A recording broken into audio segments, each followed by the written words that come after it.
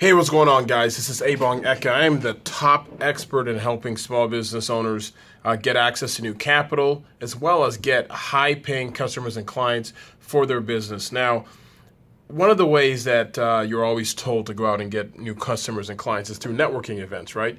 Some guru tells you to update your LinkedIn and then update your one page or whatever, and after that, go to some networking event and make sure you bring a crap ton of cards and give them away. You know what ends up happening? This. You end up with a bunch of business cards that in reality, I've never contacted any of these people on these cards.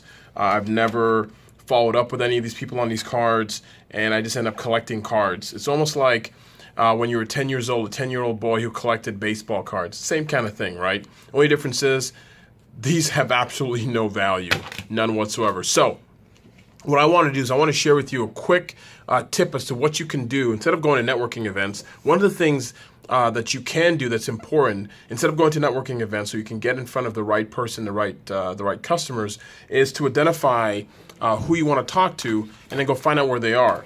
And that may be a little bit different than a networking event, and here's why. Actually, it's a lot different, and here's why it's a lot different. A lot of these networking events, the lower level people end up going. The people who aren't in charge or responsible for writing checks, they're the people who send their subordinates. Because the people who are actually writing the checks, they're not going to a networking event. People are constantly trying to sell them. They're busy on their own. They have other things they'd rather be doing, right? The people who go to, if you notice this, people who go to a lot of these networking events, sometimes they're mortgage brokers, sometimes they're lawyers, and they're single practice runners, like it's one lawyer who has his own office and he does his own stuff. Or it's a mortgage broker and he works at a big office and he or she is required to go to these networking events. Maybe they're realtors, right? You don't end up running into somebody that you need to talk to. So part of the reason why you waste your time is because you're in front of the wrong person, right? If you can identify who you want to do business with, or who you're supposed to do business with, what industry you're supposed to do business with, the person that you're supposed to do business with in terms of the title of the person, you have a better chance of connecting with them and talking to them if you go to where those people hang out. So that's a quick tip I want to share with you guys today. And as you watch this, depending on where you're watching this, I also want to remind you that we are opening up, I have an intensive live event. It's Economics Live. It's an intensive small business group. It's for a little over 50 people, 50 small business owners, and we're going to go through a series of things to get you to where you need to go. Now, let me explain what that means. The first is we're going to help you. I'm going to show you exactly how to identify the right person you need to talk to, as well as how to get in front of them, how to contact them, and you're gonna be able to identify who you need to talk to and why you need to talk to them. Because then when you have a conversation with them, it increases the likelihood of them wanting to continue the conversation and eventually do business with you. Too often, you're selling and you're pitching to people who they don't have the authorization to buy, they don't know what they really want. They can't buy, won't buy, they're not available to buy, they don't have the ability to buy, and you end up wasting your time that you don't have with people who can't do business with you, right? One of the mistakes that I found. Second thing we're gonna go over is your pricing, especially service-based businesses. This is only for service-based businesses. Not many of you watching, some of you some of you may actually qualify, but there's a quick application process for those to find out whether or not you do. But we're going to go over your pricing, show you the strategy that I use to identify pricing. And because, again, a lot of you are probably hearing things like, I can't afford it.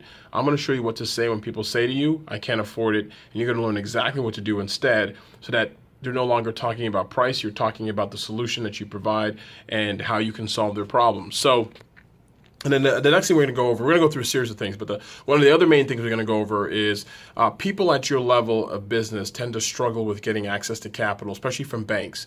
I'm one of the nation's experts in helping small business owners get loans, get capital, raise money for their business. And what I do is I show people how to take a look at your financials, how to create the right financials, how to identify the right financials that your actual business banker needs, and how to make them a lot more comfortable with giving you money that you can use for your business. And then how do you use the money you get? Too often people get loans and everything else and use it to live, and then they wonder why their business doesn't take off. I'm going to show you specifically what we need to spend the money on and how to get it. right? And then after that, I'm going to show you my process for prospecting. It's a very simple process, but it has to be done the correct way in the correct steps. And what that does is it ends up showing you how to get in front of the right person, how to contact them, how to create a sales cadence so that you can send periodic information to this person so that you create a conversation eventually, and then eventually connect with them, and then eventually lead to getting new business. Now, if you're a six-figure business owner, if you're not at that level, then this may not work for you. But for those who are at the six-figure level or above, this is actually the perfect piece to help you get to that next stage. And I'm going to be opening up the application process this week because, again, as you watch this, the live event's going to be mid to actually the end of July. So I'm not going to tell you the date yet until I have enough people, but it's the end of July. So what I want to make sure, it's actually July 27th, so I'll tell you right now.